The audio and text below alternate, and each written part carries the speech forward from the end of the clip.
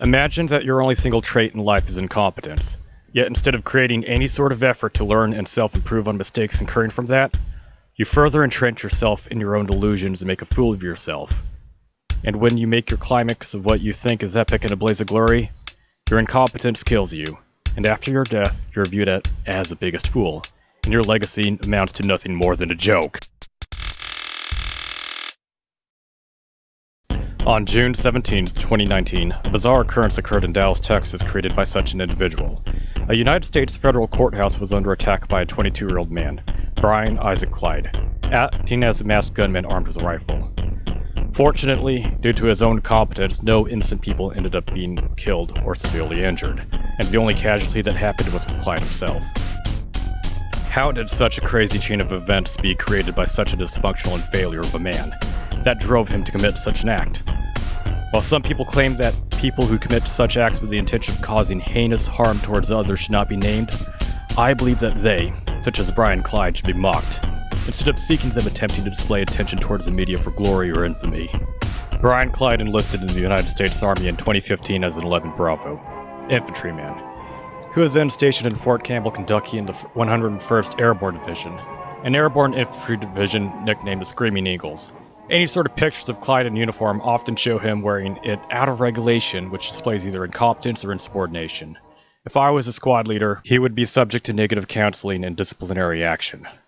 In summer of 2016, Clyde became mentally institutionalized for 2 weeks while in the military, while at Fort Polk, Louisiana.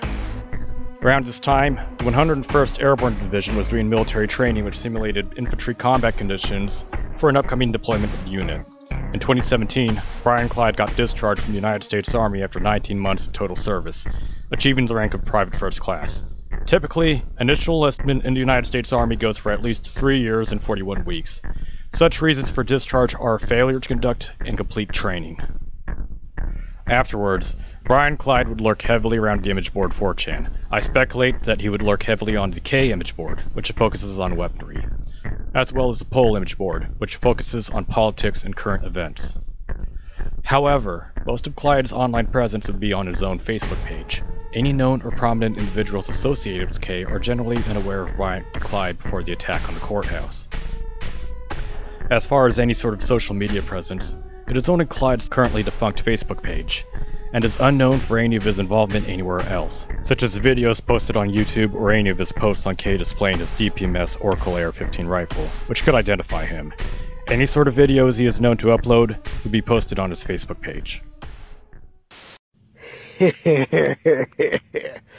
I have the power of God. Yeah.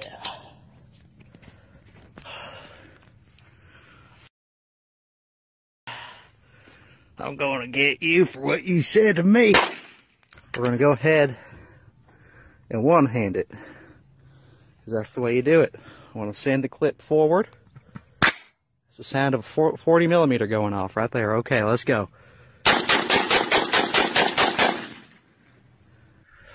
While on Facebook, Brian Clyde would increasingly repost content revolving itself around firearms, memes, historical reenacting, conspiracies, and medieval armor. He would also post about an obsession over an envisioned fictional republic based on ancient Rome, and brandishing a cold steel gladius, or spending money on multiple magazines for an AR-15, in lieu of attending A-Kon, an anime convention held in Dallas, in late June. Furthermore, Brian Clyde would post more frequent rants, displaying dysfunction, incompetence, and irritability. You dare underestimate my power? I'll show you whose power is greatest.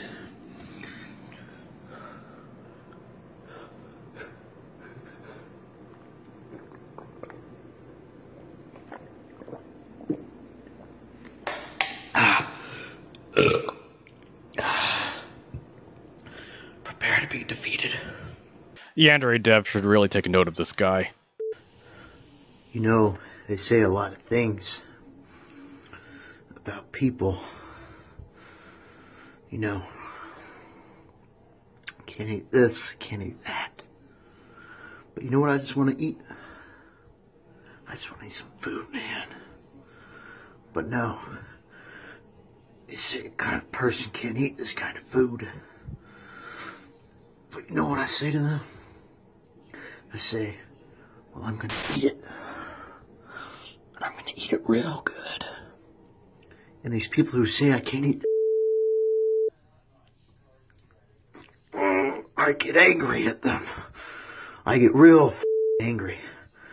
You don't want to get in my way when I'm angry. Because then I don't see you as a person. I see you as food. And it just makes me even more hungrier. And I get yummy. And I get hungry.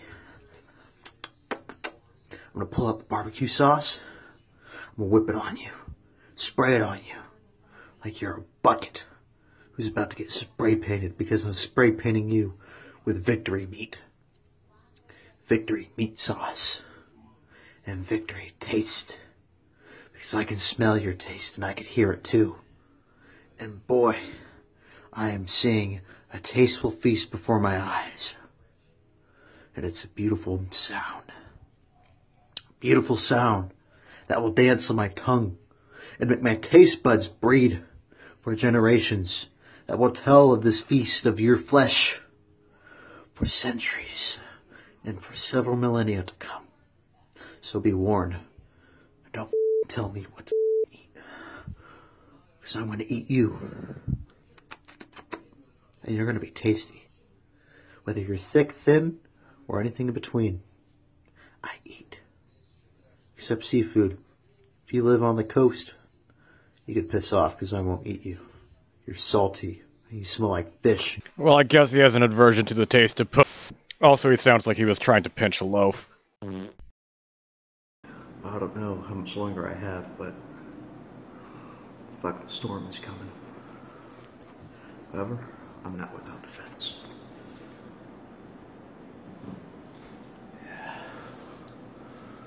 Fucking ready. Let's do it. On the early morning of June 17th at Earl Campbell Federal Building in Dallas, Texas, a photojournalist working for the Dallas Morning News, Tom Fox, was on routine assignment for documenting jury duty and other court activity, when he spotted a masked gunman approximately 8 yards away from him. The gunman then shoots multiple times into the front doorway of the building, and then opens fire at Fox himself. Fox fortunately was able to not get injured or killed during the situation, and hid behind a section of the building's exterior wall. The gunman fumbles on his reload, and not displaying any sort of reloading technique that is used in modern U.S. Army doctrine. He then runs into the parking lot, only to get shot in the chest and the neck with a pistol by federal security personnel. The gunman then collapses and dies on the scene. The gunman was Brian Clyde himself, envisioning what he believed to be his blaze of glory. He wielded his DPMS Oracle AR-15, with a handguard secured with duct tape, a cheap sling that isn't secured properly, and a cheap optic designed for an airsoft gun. A rifle setup that is considered by most to be the cheapest and the poorest. Who was also wearing cheap combat boots that weren't even laced or tucked. A black knockoff of a Pasget-type Kevlar flak vest with an 101st Airborne Infantry patch attached to it, which isn't designed to stop bullets. On the U.S. Army dress uniform belt, multiple cheap AR-15 magazines and cheap unsecured Velcro mag pouches and a cold steel gladius. A man that would envision his own perfect storm, incompetently and cheaply, assembled his own kit and failed to do what he intended to do and was swiftly stopped. Despite having military training and experience in an infantry unit, Brian Clyde did not seem to show any evidence of learning of any sort from the military, and died as an incompetent joke. Besides the death of Brian Clyde, no one else was injured or killed. After news of the incident, his family speculated that Brian Clyde wished for suicide by cop, and before the shooting, family members and soldiers heard of suicidal remarks by Clyde. Meanwhile, on the internet, whatever social media footprint he has left was seen at, analyzed, and laughed at. Podcasts and memes reflecting on this incident was then created in a mocking manner. Brian Isaac Clyde died as he lived, as a cringe-worthy laughingstock and a joke, and only succeeded in being a total failure. Brian Isaac Clyde, everybody. When you have a name like Brian Isaac Clyde, you're supposed to grow up and be a serial killer. That's three first names. Three first names, right?